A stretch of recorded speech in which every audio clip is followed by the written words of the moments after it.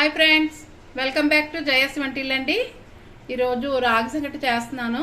ఇగోండి, రాగి పిండి ఒక కప్పు తీసుకున్నాను, అంటే సోడిపిండి అండి. ఒక కప్పు బియ్యం, స్టోర్ బియ్యం తీసుకున్నానండి. ఒక కప్పు వండుకుందాం.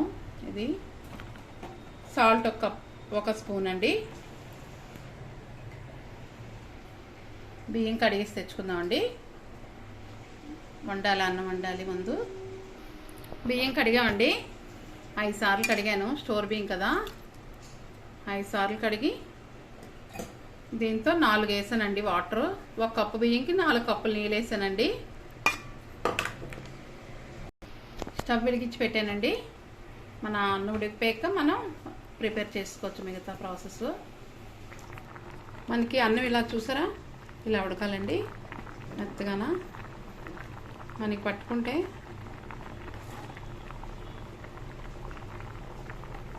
ఇలా అవ్వాలండి, మెత్తగా అవ్వాలి అన్నం ఉడికిందండి. మనం ఇప్పుడు రాగి పిండి వేసుకుంటున్నాం అండి. సోడిపిండి వేసి ప్లేట్ మూత పెట్టుకుందాం. మన సాల్ట్ కూడా వేసుకుంటున్నాం.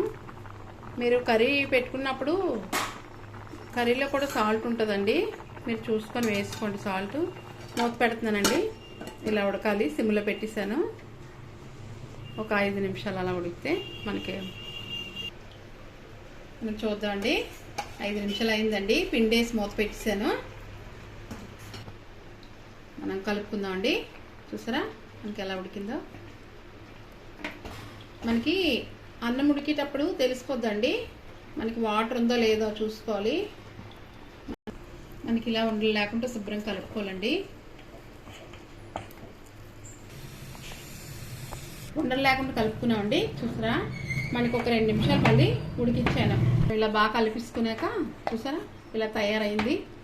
మనం 2-3 నిమిషాలు మళ్ళీ ఉడికించామండి. ఇలా కలుపుతూను